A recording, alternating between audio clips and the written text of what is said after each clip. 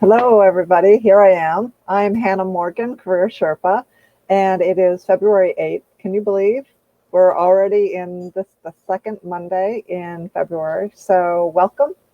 So, for those of you that might be new watching this, what I do every Monday here at Job Search Live Monday is I review the articles that were featured in yesterday's Summary Sunday. And the reason I do that is because oftentimes I share these articles and I just want to highlight and draw attention to some of the important messages that come across in these articles so that people don't miss out on them. So, Aline, good to see you. Who else is here with me today? Let me know that you're here. Leave a comment. It'd be great to see you. Love to see you. Let me know who's here.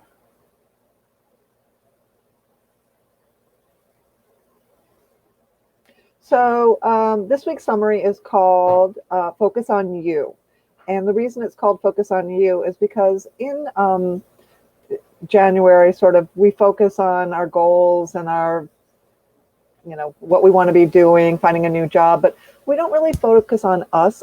We focus on what is in what our goals are. But I want you to really take a step inward and focus more on you. What's important to you? What do you need to feel fulfilled and to feel like you're fulfilling your purpose in this life? Hey, Matt, good to see you. Shelly, great to see you too. So in the first comment is the link to the full Summary Sunday. And there was a whole host of articles that are related to this topic of focusing on you, tracking your career achievements. And I'm going to start with that. If you don't know Adrienne Tom of Career Impressions, you should. She's somebody I follow across social media, and I follow her blog pretty closely too. Something that she shared on Twitter this week, and I think in the past she's shared it on other social media, was what to include in your personal brag file. And this isn't something you just do once and forget about it. It really should be either semi-annual, like twice a year, or 4 times a year, or every month for that matter. And she created a whole list of the different types of things that you might want to put in your personal brag file. Your performance reviews, business improvements you've generated, initiatives you took on or started, new learning or education, including training certificates, expanded skill sets, exact metrics, budget sizes, team sizes, cost savings, those kinds of things, awards or honors, descriptions of major projects or achievements, and testimonials, emails, letters of appreciation from customers. All of that stuff should be in your brag file, but here's probably the most important thing. Your brag file cannot reside on your work PC. It has to either be hosted in the cloud somewhere, your personal cloud storage. So that could be Google Drive, that could be Box, that could be Evernote. I don't care where you save it, but it could be your personal email. Send it all to yourself through a personal email. But whatever you do, save it on your own personal device. Because if it's stored on the computer that you use at work, that's not yours. And so if you're walked out the door very suddenly, you don't have access to that information any longer. So please, please, please, I would love to see you every month, every quarter, add items to your brag file, because not only will it be easier for you to update your resume, it also is a really phenomenal tool to have when you have a performance review if you are still working. If you're regularly keeping track of this stuff, it's so much easier for you to share with your manager, supervisor, or at least to summarize when you're having your performance review, because we all know that a lot of times we have to write our own performance review. And we can't remember what we did all year long. We remember the last month. You really need to keep track of this stuff in your personal brag file. So please, please, please keep track of that stuff, because I think it's going to give you self-confidence. It's going to allow you to be more assertive in how you take credit for the work that you do. And like it or not, it is the person who gets recognized is the person who does a good job sharing what it is they do. So that brag file is a great idea. The next article was about why a behavioral assessment may be your best investment in 2021. And that is an article written by Hank Boyer over on Boyer Management.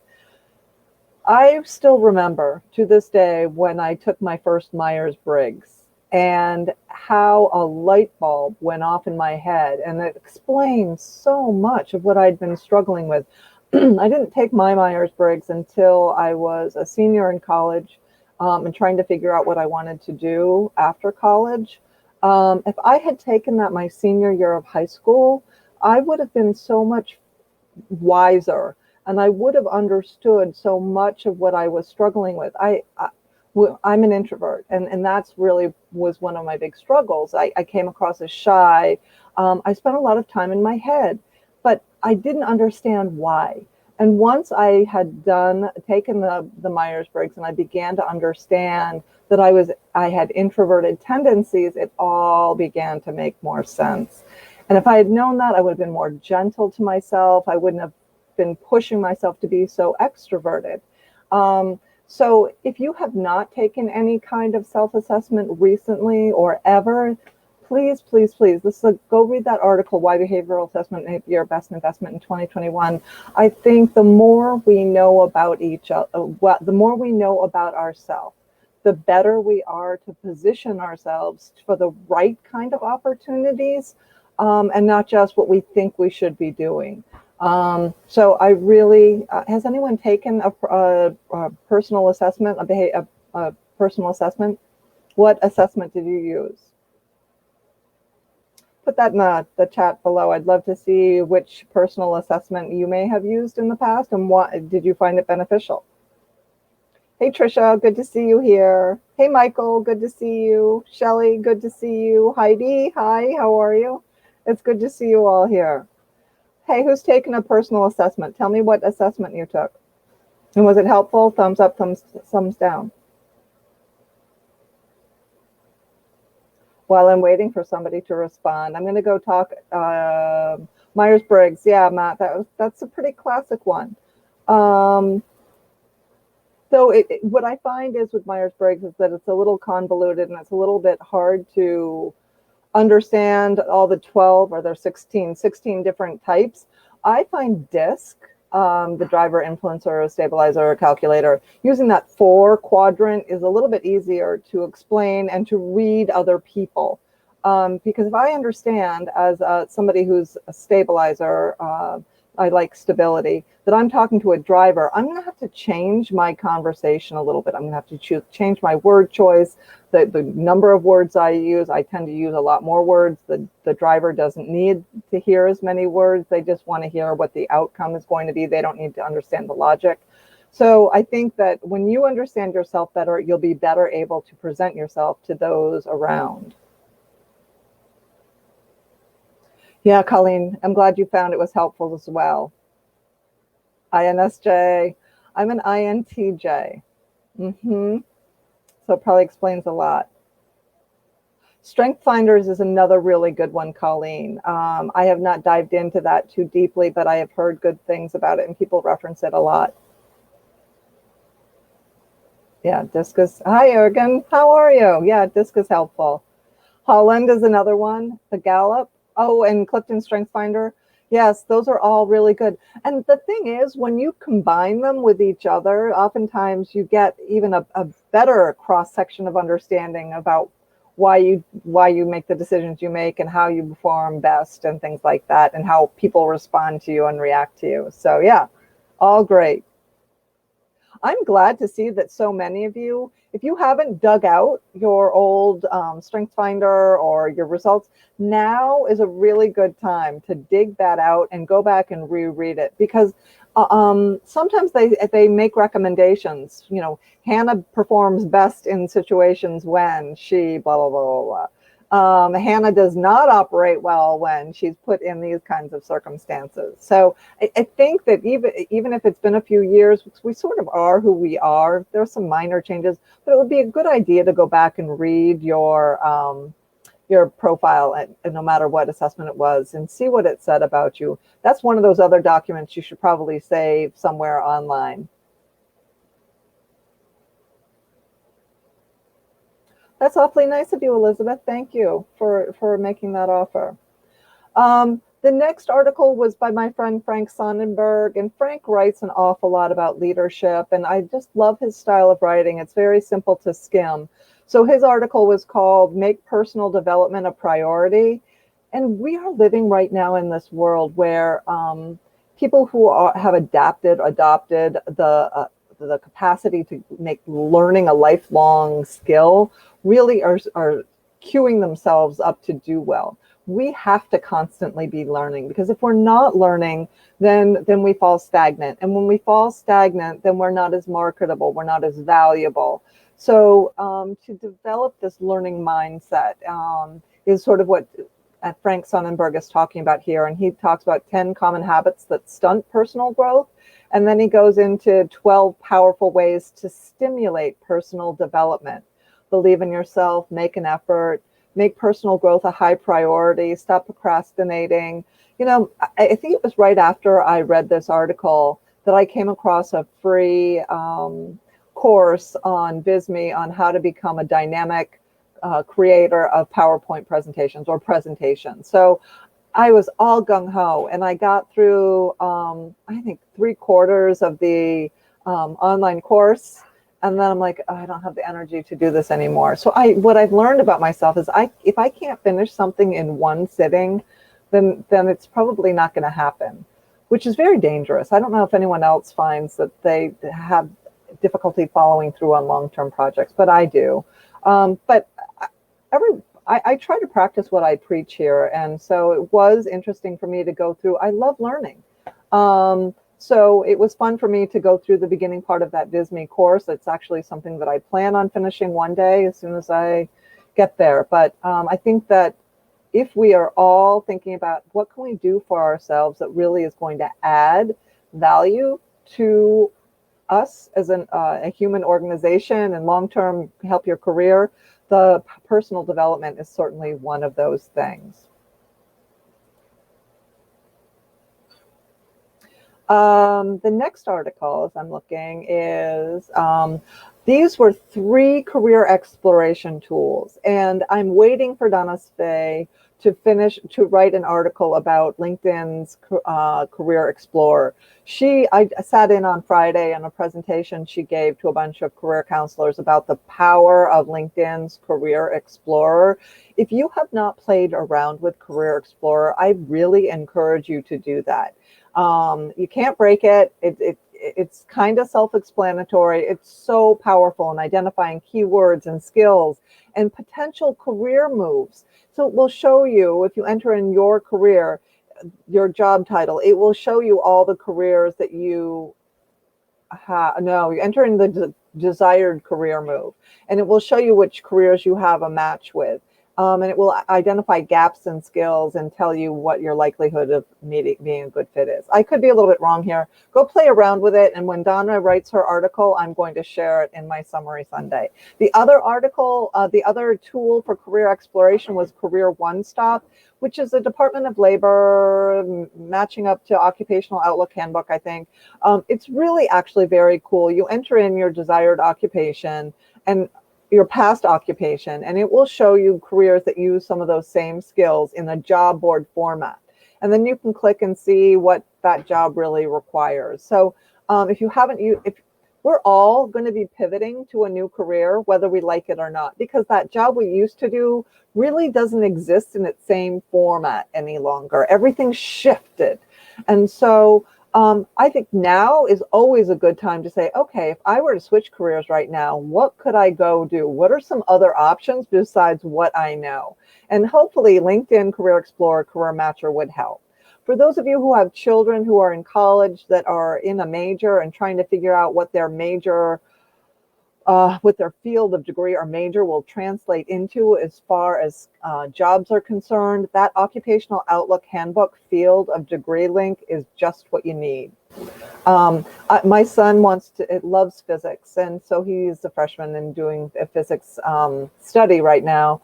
And I'm always like, well, what's he going to do with a physics major? And up till today, it's been very challenging to find any sort of clear-cut mapping by degree, but the Occupational Outlook Handbook field of degree is a little bit more helpful, especially helpful for those that are just coming out of college or going to be graduating from college. The LinkedIn Career Explorer, I'm going to actually put, this was in the Summary Sunday. So if you didn't get the Summary Sunday, you can go click on that first link in the comment.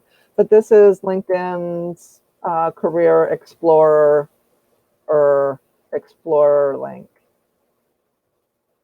There you go. It's in the comments. So there you go. And oh, by the way, the LinkedIn Career Explorer is free. You don't need to have a premium or a paid subscription to LinkedIn to be able to use it. So good to know, right? The next area was an article by Donna Spy, again, avid careerist, and she talks about sort of reverse engineering the job search process to set your goals. And she comes from she's an ex-recruiter. She still is recruiting, but she said, in my world as a recruiter, I track the number of interviews people get, because I know the more interviews somebody has had, the more likely they are going to have get hired. So she says, from a metric standpoint, you should be tracking the number of interviews you're getting, and what can you do in your job search that's going to get you more interviews. So that's her question. What can you do in your job search that's going to directly connected to getting you an interview? And it's not just applying for jobs online. She knows that as well as I. Are you talking to the right people inside the right companies who could potentially get you an interview?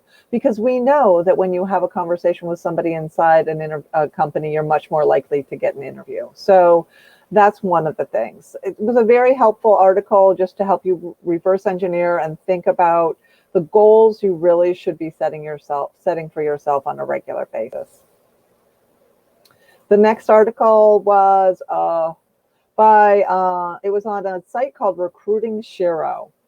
And I sort of prefaced this by saying, if you think you have it bad, you need to read what Rachel Couples said. She's a recruiter and somebody in HR, and she spells out, she's quoted things that people have actually told her during the interview job seeking process. Things like, oh, wow, really? You're asking for 30,000 more than we're offering? I realize it posted, but we're a nonprofit. And are you sure you will consider talking with us?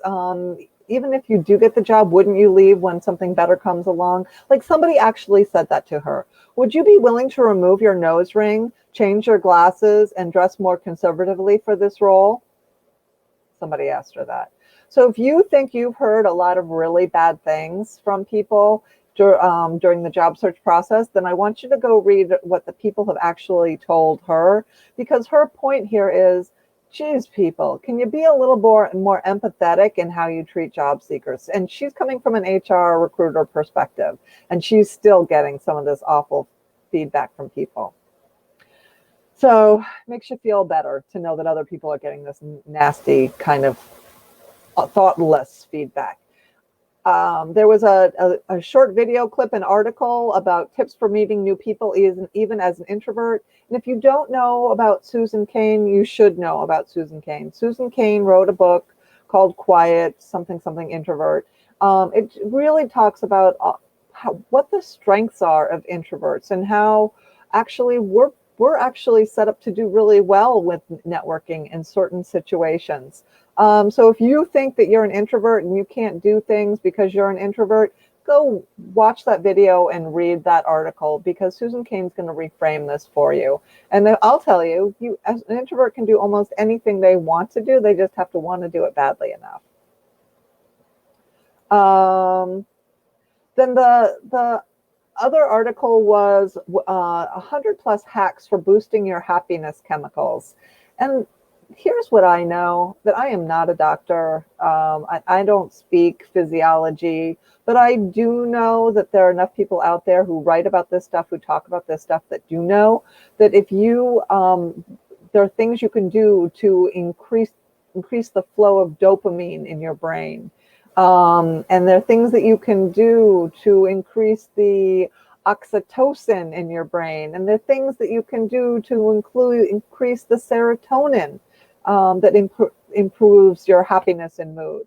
So this article is just 100+ things, different things that you can do to chemically reprogram your brain so that you feel better. This is this is going on a year almost that we have been locked down, facing all kinds of uncertainty, been without a job, faced rejection.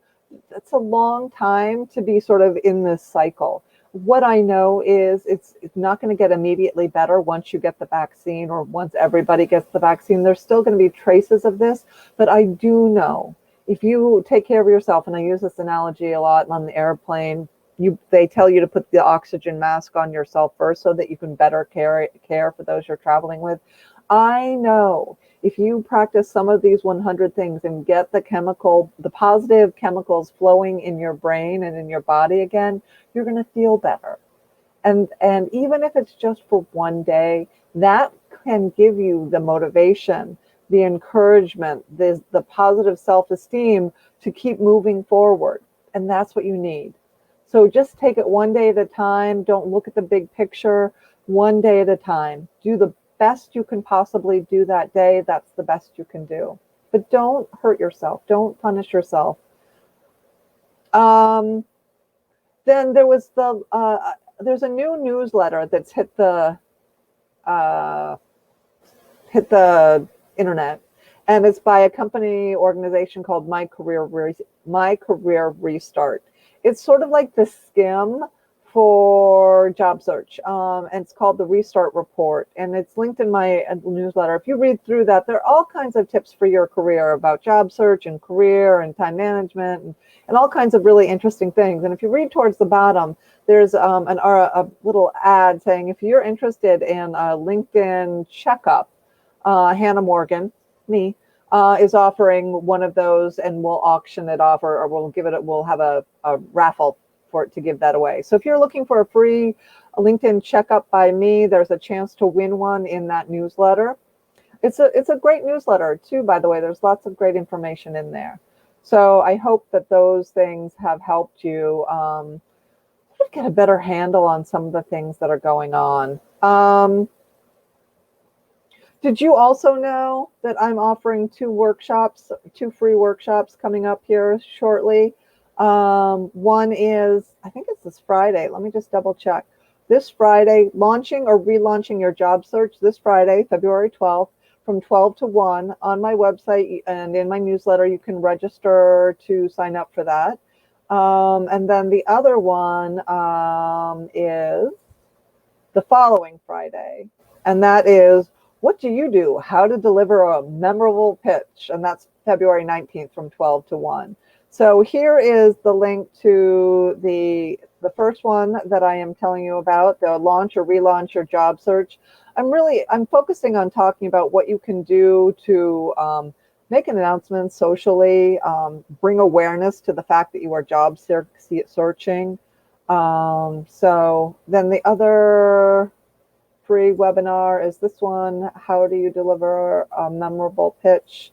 And this is the pitch one. So I'm putting that in the comments. So that was a lot, huh? That was a big week. Yes, Michael, split this. This is like, if you do anything, yes, this is what I want you to do. This is what I need to do.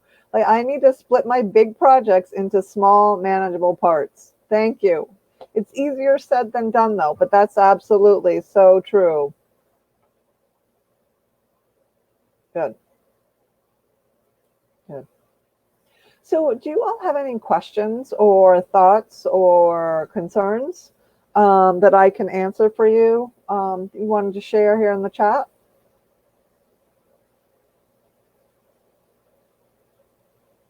Anything good, exciting, fun happening?